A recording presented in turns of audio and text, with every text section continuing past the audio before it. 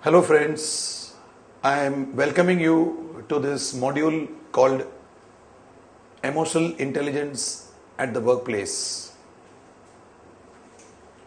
Many of you must have read about emotional intelligence. Today we'll take a very short journey in understanding how emotional intelligence plays a major role at the workplace. It's a very vast area of understanding. Emotional intelligence. Lots of things we need to know. But we are making an attempt to make it as simple as possible given the time. First and foremost, let's understand that we are living in a world of interaction. There are a section of people who feel that emotions are dangerous. In fact, many people feel that emotions are dangerous. Let us keep emotions within us. Can we really do it? No, not possible. Especially at the workplace, emotions are bottled up. Why do we bottle up emotions? Because it is expected at the workplace. At the workplace, which is a formal setting, it's a very formal place. Since it is formal, we are supposed to be there for the purpose of work. And so what we do is we try to see that we display behavior which is emotion free, which is work oriented. Most of us train ourselves when we join an organization to be expressive, more on work and less on the feelings and emotions. In fact, in many organizations, it is even discouraged. Is this a correct practice? We'll try and explore. We'll try and understand whether this practice of not allowing emotions to be expressed, is it right or wrong? Is it perfect? Is it okay? Does it have any consequences?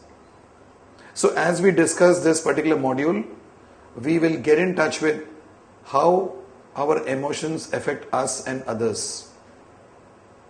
So let's go on to the slide. It starts off with a very powerful sentence. It says, the workplace is a sea of human emotions. The workplace is a sea of human emotions. Although we don't see it, but each one of us at the workplace, at the office, in the companies where we work, there are a lot of emotional exchanges happening. I may talk to you very formally, but behind the formal communication, there is an underlying hidden emotion. I'm sure all of you agree on this. We want to express something, but we don't do it, or we are not allowed to do it. Some work cultures do not really encourage expressions, and some of these work cultures are very formal. Speak when spoken to, speak about the job, everything to do with the work and work and work and production and results. Fair enough. Organizations are meant for that.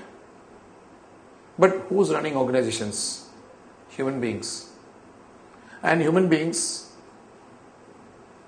can they switch off when they come to the organization saying that, yes, I've got to think only about work, I have to keep my emotions aside? Can we really do it?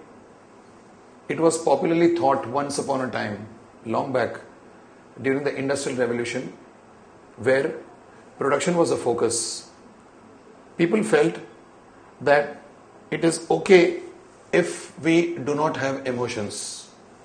Rather, keep your emotions at home and come to the workplace, because the workplace is a place where we are supposed to work and not talk about your emotions. This was a very popular belief, and even now it continues to be the belief in many organizations.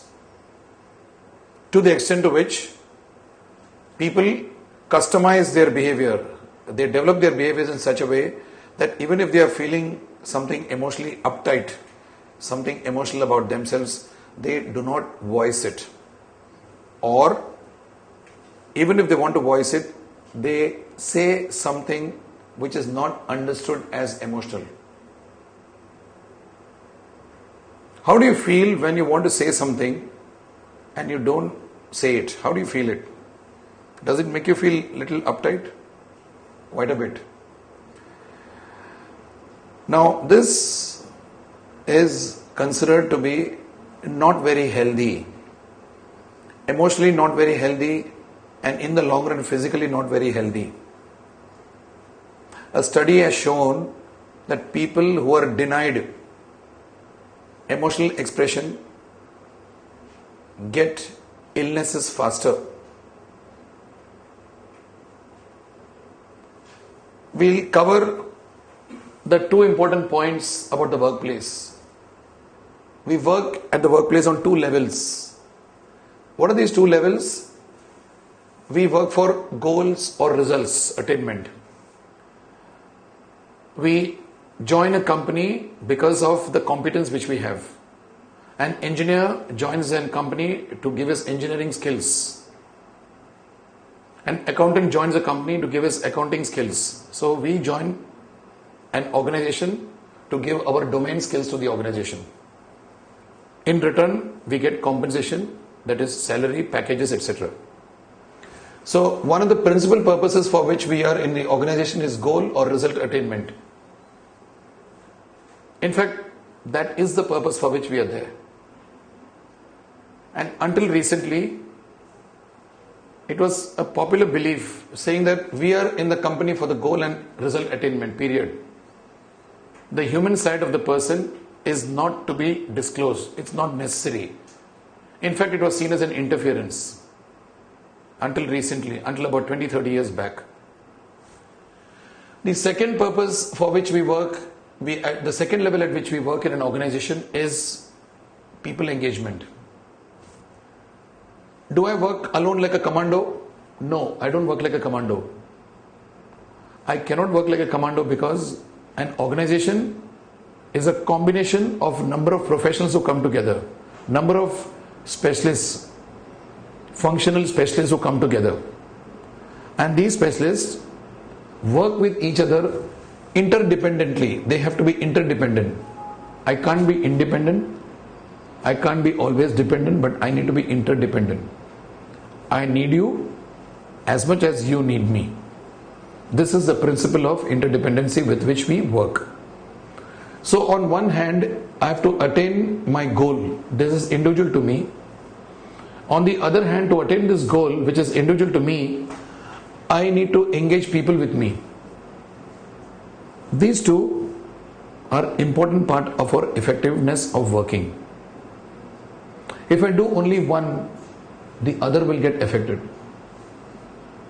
So we are taking a journey to understanding how we can do both of them effectively, be in harmony with our surroundings, at the same time feel good about whatever we are doing. Is it about goody-goody expression? No. It's about expressing ourselves, our emotions. How to do it? What's the path of doing it? We'll try and explore. We work in teams and groups to attain our goals. We don't work alone. We work in teams and groups. And since we work in teams and groups, there is a need for us to understand each other. There's a need for us to understand each other. Let's understand what are the aspects of an organization and what actually makes this thing happen to you and me. An organization being a formal entity, it's a formal entity. Formal means what? It's got rules, regulations, structure, discipline, definite goals to be achieved. It's a closed system, as we call it. Now this closed system, formal organization, has got certain do's and don'ts. This do's and don'ts becomes a part of our interaction as well. There's a 9 o'clock in the morning, you have to come to the office.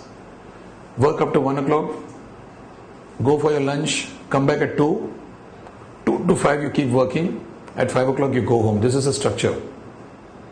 Between 9:30 and 1 o'clock, you have to do your work, formal.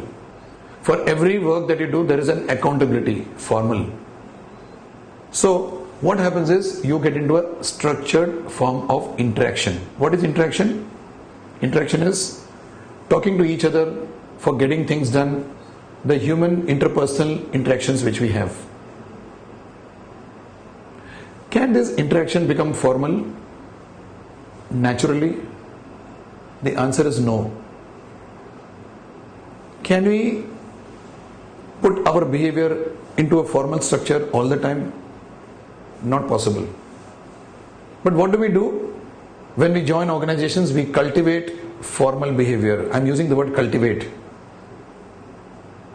Cultivation, how does cultivation happen? We put a seed in the soil, we put water, the seed becomes a plant, and the plant becomes a tree.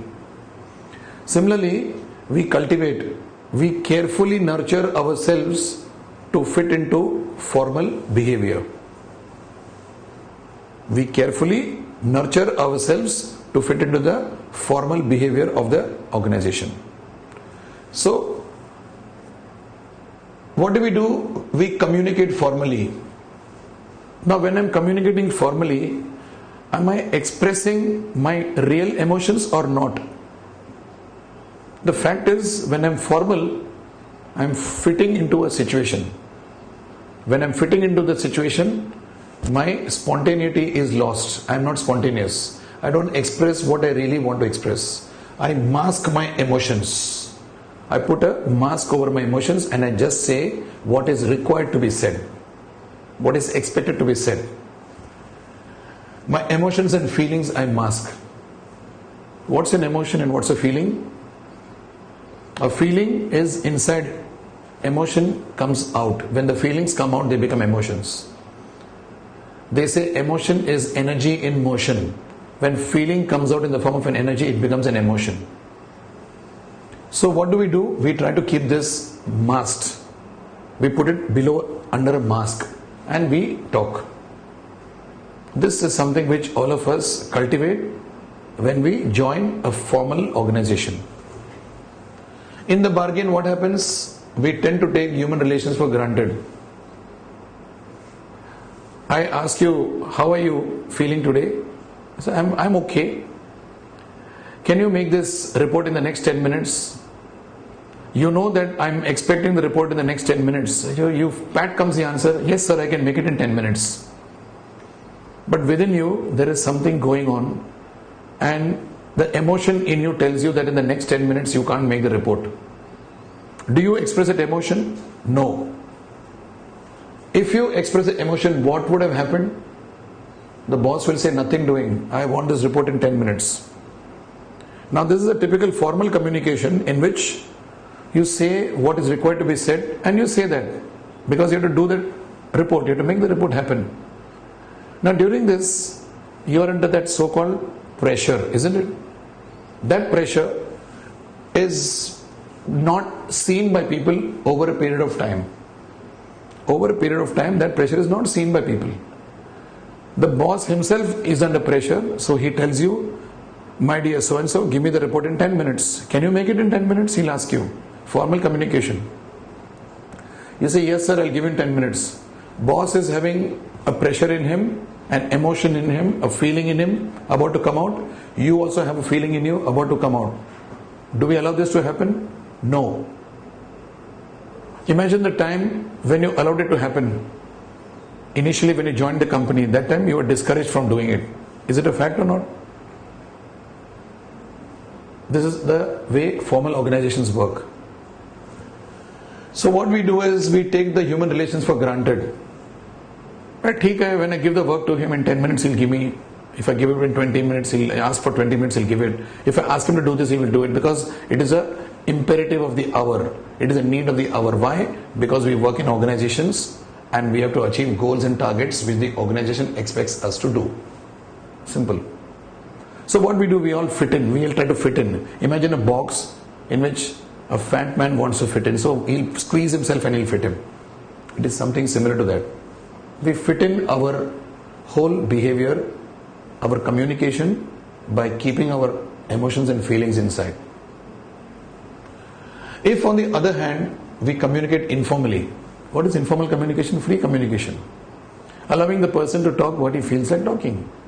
Express his emotions, express his feelings. We almost tend to expose our emotions and feelings. Isn't it? When I'm informal, people catch each other when they're informal. For example, if somebody wants to know how you feel about a particular project, all he has to do is to loosen you up and talk to you about the project. And when he talks to you about the project, he comes to know what is your inner feelings. Isn't it? Loosen up a person and you'll come to know what are his emotions and feelings. So he gets exposed. Exposure of his feelings is what happens when you're informal. When you're formal, you're very guarded. And when you're guarded, your emotions are inside. People can't see it. At least that's what most of us feel. In reality, people can see emotions even when they're guarded. All it needs is a little bit of training. Whereas when we're informal, we feel exposed. That is the reason why many people don't want to be informal. Many people in very, very senior positions try to be as formal as possible. Being informal is considered to be exploitative. People will exploit me if I'm informal. Many people believe this. Okay, so what are we talking about here? We are saying that when we communicate formally, we mask our emotions. When we do not communicate formally, what do? We feel or we tend to expose our emotions. Which of these two is better? Both may be better, both may not be better. It depends. Both of them are equally important for us. One ventilates me, the other one makes me effective. Okay? So, until recently, like I told you about a few years back, maybe about 20-30 years back, organizations were very formal. And they used to view emotions as unintelligent, chaotic, haphazard, nuisance to be kept away from the workplace since it interfered with the work. Keep your problems at home. Keep your Rona Dhona at home, because that's not important. We don't want that here. Even now many organizations feel so. Because it comes in the way of their structured, disciplined way of working. Emotion seems to be an interference to discipline, and so people keep emotions away from the workplace. This was a practice until recently. Of late, last about 20-30 years, ever since emotional intelligence became a buzzword, ever since people started exploring emotional intelligence, ever since the Western world of business started validating, they started saying yes, emotions do matter. And there were some researchers, a gentleman by name Daniel Goleman. He wrote a famous book called Emotional Intelligence. And for the first time, people started saying, hey, emotions do matter at the workplace. And he coined this word called emotional intelligence, which we'll be discussing a little later. Right? So what's happened in the recent times? Emotions and feelings are viewed as creative drivers. They say, express your emotions, express your feelings, you become informal. When you're informal, what happens? You are creative. Try being creative in a very compressed situation. You can't be. Try to do some painting, sitting in a very cramped environment. You can't do it. Your self-expression will not come out. It is emotions and feelings that bring about creativity. Very important point to be noted.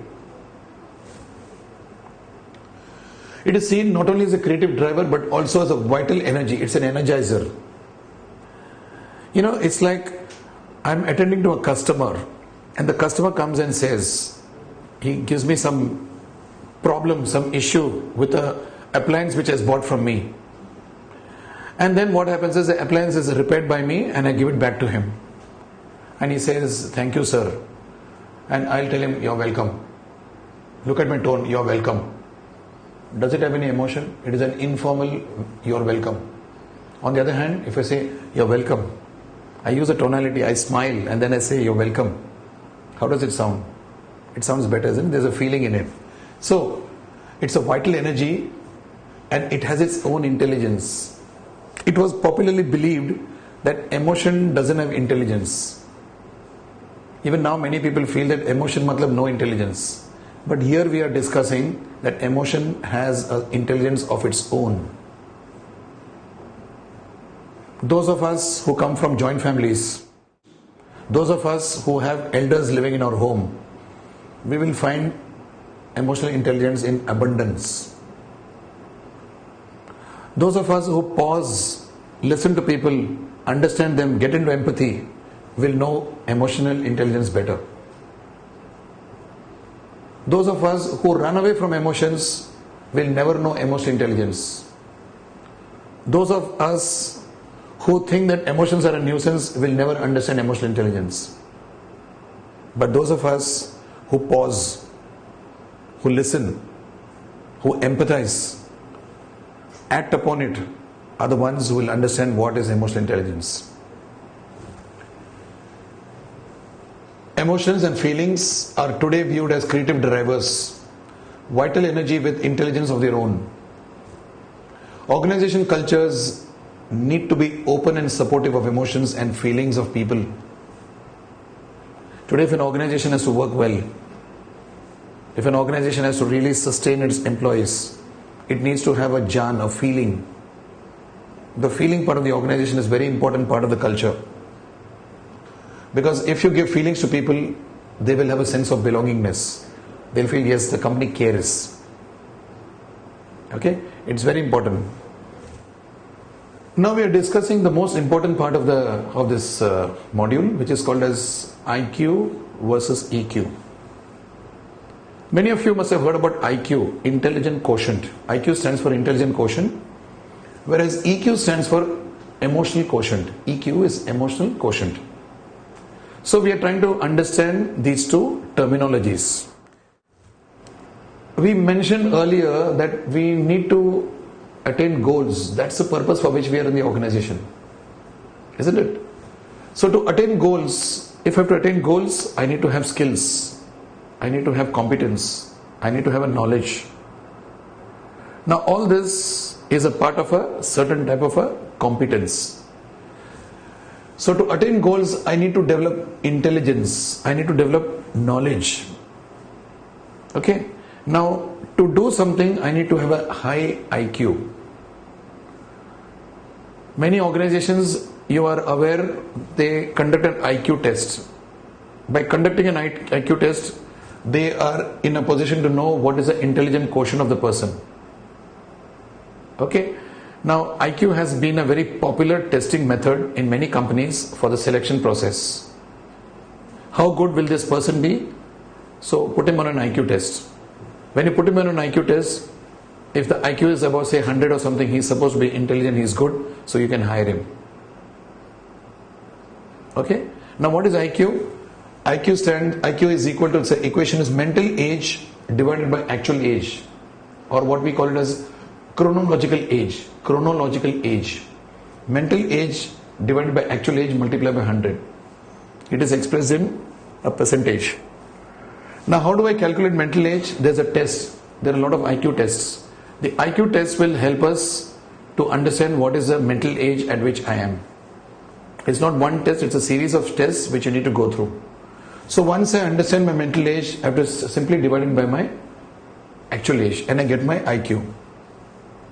It is said that IQ level above 80 is supposed to be above average. Means that person is intelligent enough to manage himself. There are the super geniuses on one side, on the other hand we have got the idiots, the morons and all that. These are terminologies in the IQ scale. Okay? So it was popularly believed that IQ mattered because IQ was with goals. Very simple. Of late, we have realized that we need to engage people into our work. The interdependency principle. And when I have to engage people into work, I need to develop EQ as well. Now EQ is slightly different from IQ. It's about my emotional age divided by actual age. Now, emotional age again is determined by some series of tests, some counseling sessions or some interactions you have with people. All that put together will give you some idea about what is your emotional age. That emotional age is divided by the actual age multiplied by 100. Now, EQ has to be sufficiently high. Sufficiently high means for your age you must have an emotion which will balance your present activities. For your age you need to have an emotional age which will balance your activities so that you are able to take things ahead. One thumb rule which all of us can follow is, am I in a comfort zone most of the time? Are my comfort levels pretty good? If my comfort levels are pretty good, it means that I am able to emotionally balance myself. Take a typical day of 16 hours of waking. 8 hours you're sleeping and 16 hours you're awake. Just map your day. Ask yourself a question that during the day, how much am I comfortable? Out of the 16 hours, am I comfortable for say 8 hours, 12 hours? Am I feeling pretty good about myself? Ask this question to yourself. There are two ways of feeling good. One is withdraw from the world so that you always feel good. Be all alone. Is it okay? Not always. The other way of feeling good is what we are discussing here. Be with the world, interact, and in spite of the interactions, I must feel good. That's what is the secret of good living. If you notice people, take people at random, and you'll find that in a 16 hours of waking state, you'll find that practically 8 to 10 hours they are uncomfortable. There's a lot of discomfort they go through. One of the principal causes of discomfort is the inability for people to handle their emotions and the emotions of others. This is a very common feature in many metro cities, for example. We achieve a lot, but when it comes to emotional equations, emotional balance, many of us are very poor in it. We allow the goals to be ahead of our people engagement. People do matter. Very few of us realize it, unfortunately, till it is too late. So this is what is EQ. EQ is what? Emotional age by actual age. Multiplied by 100. If you want to work in a balanced manner, if you want to run your life in a balanced manner, you need to have both IQ and EQ. Having a very healthy IQ and a healthy EQ helps you to not only attain goals but also engage people effectively. Two aspects, isn't it? The people aspect and the goal aspect. So both have to come together. In the past, it was popularly believed that if a person does well in goals, he can become a manager. He can go up and up the corporate ladder. But what used to happen? A very intelligent person, a good achiever, highly qualified, performs well, he is promoted to become a manager. It was popularly believed that the person who is doing well will be a good manager. Very few companies realized that when you go up the organization, it is not intelligence alone that works. It is also the way you relate to people.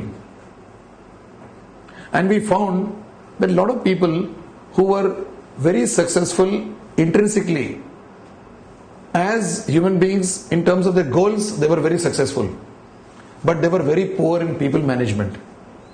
So they were managers, but they couldn't manage people. This aspect is a very important aspect for us to understand when we are going in for promotions and also for people management. All brilliant people, they perform very well as far as goals are concerned. But are they really good in people management? That's a big question. So, we need both, that is IQ and EQ for attaining goals and people management.